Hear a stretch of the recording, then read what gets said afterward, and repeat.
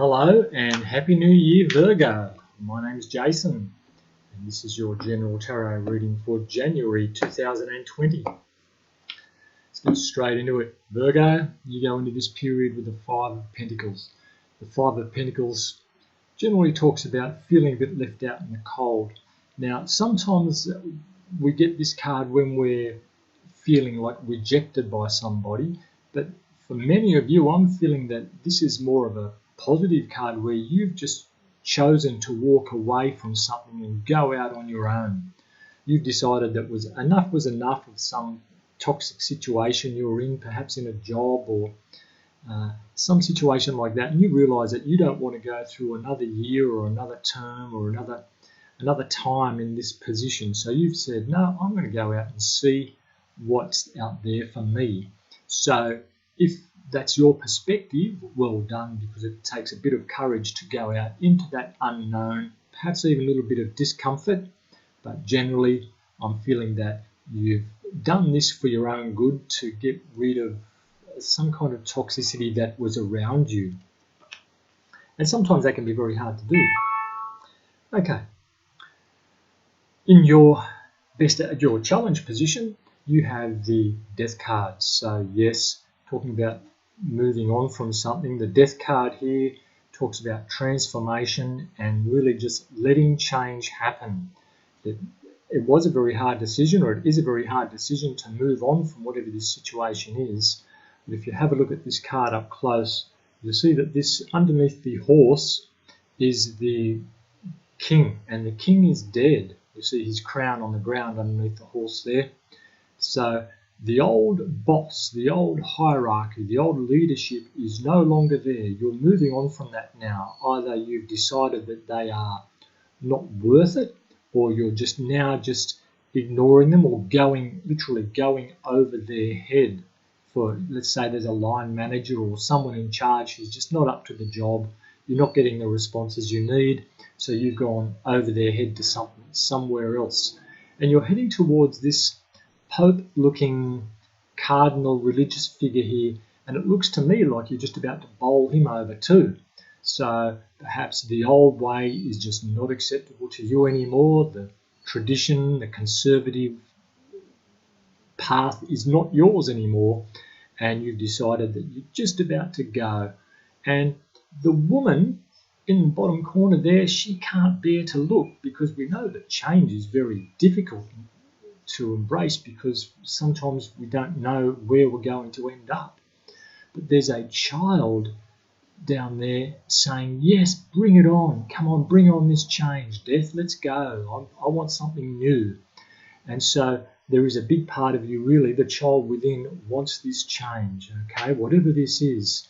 And even if it is just about deciding that someone is no longer worth that time, you're going to move to like a different way of doing things somehow.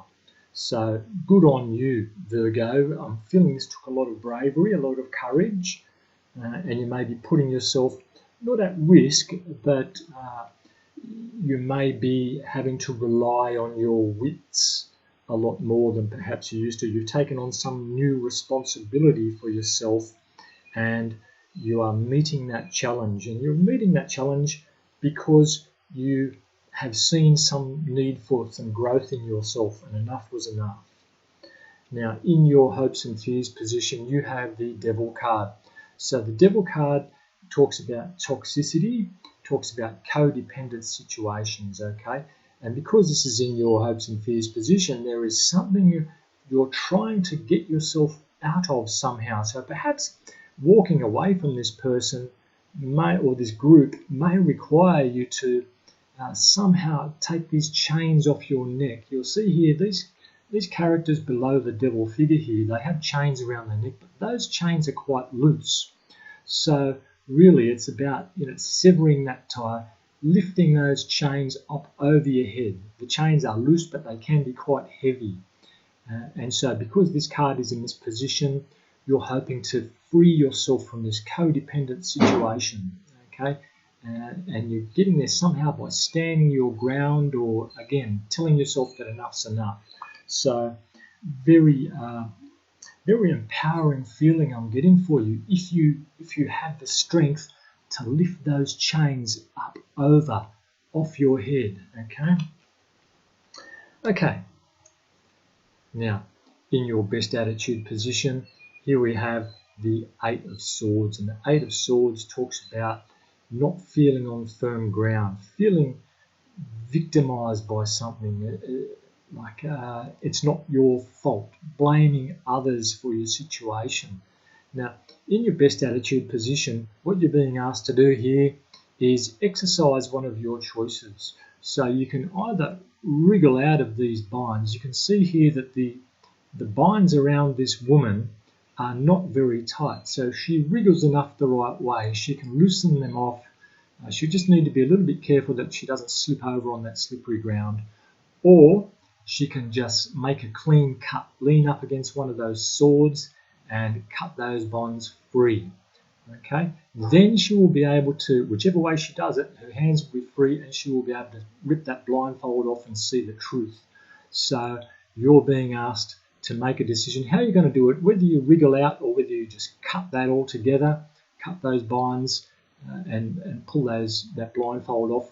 That's what you're being asked to do. So very much I'm seeing here a big reading for just getting out of that situation, that toxicity, however you can. Sometimes if it's about a family matter, then and you can't just walk away and disappear because you've got those kids or other responsibilities, maybe you have a sick relative or something, you might need to be asking for others to help you out here. Okay, you're not necessarily in this alone, even though the Five of Pentacles might suggest that. Now, in your outcome position, you have the Emperor. So the Emperor is a card of leadership. It's a card of promotion. Basically promoting yourself, I'm feeling here. This person decides their own fate. Their position is unassailable. They have done the miles. You'll see the boots on this character here. They're the old knight boots from when he was a warrior. But he sits on his throne now. He's like being promoted. It's like you've promoted yourself, Virgo. And you know, and those around you know, that if you need to get out of that throne, you can get down there and whip them. But they won't challenge you because you are unassailable in your position, like I say. So very much black, white, yes, no, right, wrong kind of energy. It's the card of Aries, and if you know about the Aries archetype, this person is quite fiery, doesn't suffer fools, gets what they want, and knows they are there. It's all about them. But they are a good leader, and it's a very strong card I'm feeling here. So perhaps if someone hasn't been doing the right thing, hasn't been taking responsibility, you've stepped up and said, no, I'm taking responsibility now. So well done, Virgo. Things will definitely improve under this energy here if you can keep that up. Stick to your guns and try not to oscillate or vacillate with grey areas. I'm feeling someone might try to manipulate your thinking, or after they've sort of treated you quite poorly, then they might be appealing to your better nature now that they've seen that you have taken your own power back. So this is a time when you will need to say, no, I'm in charge now, this is how it has to be, at least until something is bedded down quite firmly. So that's what I've got for you, Virgo. Hope that resonates for you. Please let me know in the comments, and like, of course, and subscribe. Hopefully talk to you in a couple of weeks. Again, Happy New Year.